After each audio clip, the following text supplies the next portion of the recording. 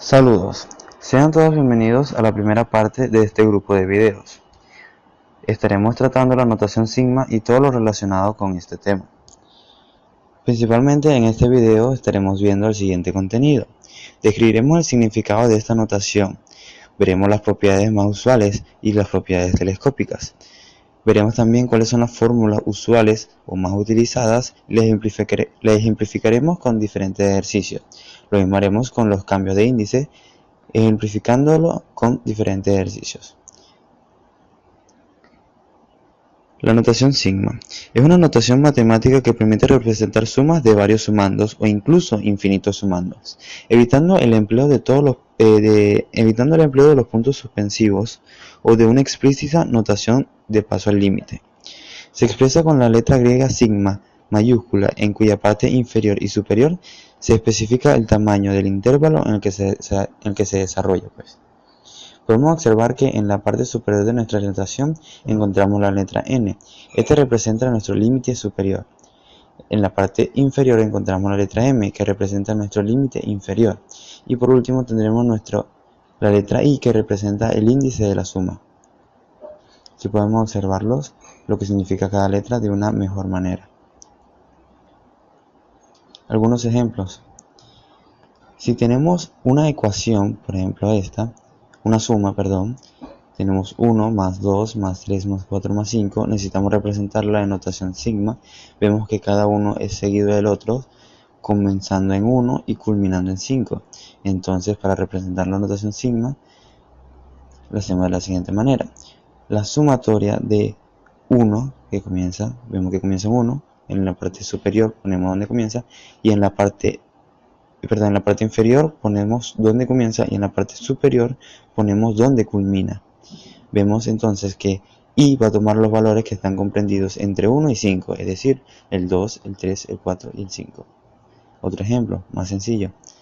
Tenemos 2, 4, 6, 8, 10. Podemos observar que cada uno de estos números es el doble de los que tenemos aquí. Por ejemplo, el 2 es el doble de 1, el 4 es el doble de 2 y así sucesivamente. Para representarlo en nuestra notación sigma lo hacemos de la siguiente manera. La sumatoria de i que comienza en 1 y culmina en 5. Pero para representarlo, o para que nos den estos valores, lo multiplicamos por 2, porque vemos que es el doble de los que estamos aquí. Entonces i va a tomar los valores que están comprendidos entre 1 y 5, es decir, 2, 3, 4 y 5. Entonces sería 2 por 1, 2, 2 por 2, 4 y así sucesivamente hasta llegar a 5. 2 por 5, 10. Veamos otro ejemplo. Si yo tengo la siguiente suma de fracciones, vemos que el numerador va aumentando de 1 en 1 hasta llegar hasta 7 y todos están elevados al cuadrado, o sea, es algo que tienen en común. También podemos observar cómo el denominador siempre es un grado superior al numerador. Entonces, para representarlo en notación sigma lo hacemos de la siguiente manera. Tendremos la sumatoria que va desde 2 hasta 7, porque vemos que va de 2 hasta 7. Y vemos que como sabemos que i va a tomar los valores que están entre 2 y 7, entonces, como aquí va a ir aumentando en 1 en 1, entonces sería i cuadrado.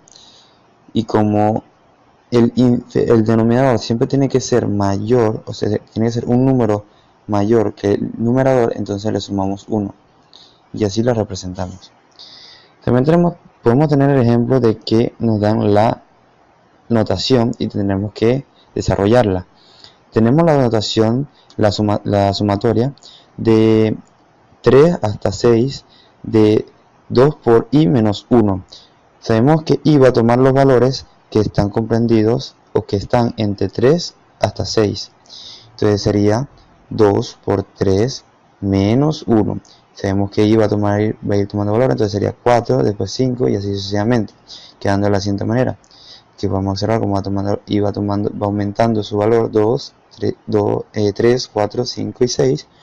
Se multiplica por 2 y se resta por el 1. Esto es una operación matemática sencilla. 2 por 3, 6, menos 1, 5, 2 por 4, 8, menos 1, 7 y así sucesivamente con todo, y quedará una suma de números enteros dando como resultado es 32. Otro ejemplo, si tengo me impiden desarrollar esta sumatoria, tengo la sumatoria de 2 hasta 6, sabemos que y va a tomar los valores que están entre 2 y 6, o sea 3, 4, 5 hasta 6. Entonces quedaría de la siguiente manera, vemos como y va tomando los valores que están entre 2 y 6, 2, 3, 4, 5 y 6, se le suma 1 y se divide entre el mismo denominador que siempre va a ir aumentando. Resolvemos esto, 2 más 1, 3, sería 3 medios, aquí sería 4 tercios y así sucesivamente, sumamos y dividimos y quedaría una suma de fracciones. También tenemos las propiedades usuales. Esto es, si K es cualquier constante y no depende de I, entonces podemos aplicar estas propiedades. Estas propiedades nos dicen, la primera nos dice que si yo tengo la sumatoria de I, esto es muy importante que I comience en 1, ya que si no comienza en 1 se aplica otra propiedad que veremos dentro de un momentico, pero nos dice que si tengo la sumatoria de I que comienza en 1 hasta N de una constante, tense por constante cualquier número, lo tengo que multiplicar por el índice superior, sería N por K. Ahorita veremos el ejemplo de esto para que quede más claro.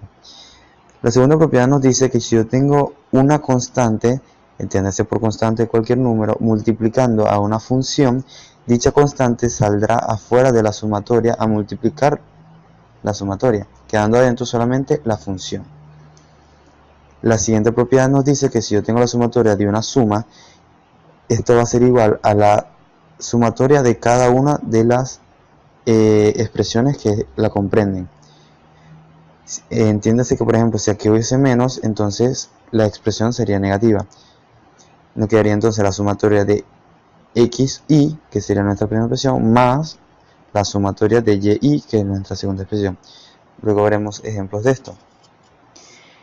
Nuestra cuarta propiedad nos indica que si, por ejemplo, nosotros alteramos, porque va a haber ejercicio que nos toque alterar nuestros índices tanto inferior o superior, si nosotros alteramos nuestros índices haciendo una operación matemática que sea suma, resta o cualquiera, tendremos que hacerla tanto arriba como abajo y la operación contraria en la función. Por ejemplo, si yo sumo una constante cualquier número, también tengo que sumársela al índice superior, se la sumo al índice inferior y en la función aplico la operación contraria. En este caso, como estoy sumando, le resto. Inversamente es igual, si yo le resto una constante a mi índice inferior y a mi índice superior, entonces en la función tengo que realizar la operación contraria. En este caso estoy restando, entonces la sumo. Vamos a ver algunos ejemplos. Nuestra primera propiedad nos decía que si yo tengo la sumatoria de una constante, ¿verdad? Esto siempre y cuando comience en 1. Si yo tengo la sumatoria de una constante, lo único que tiene que hacer era multiplicar mi límite superior por mi constante. Por ejemplo, si tengo la sumatoria de i que comienza en 1 hasta 100 de mi constante 7, lo único que tengo que hacer es multiplicar el límite superior por mi constante, en este caso 7 por 700, 700. Lo mismo aquí, multiplico mi constante por el límite superior, 200 por n, 200n. Si no comienza en 1, entonces tendremos que realizar la siguiente operación matemática. Es muy sencilla. Nos dice que a nuestro límite superior le tendremos que restar nuestro límite inferior más 1. Y el resultado de esta expresión lo multiplicamos por nuestra constante. Ejemplo.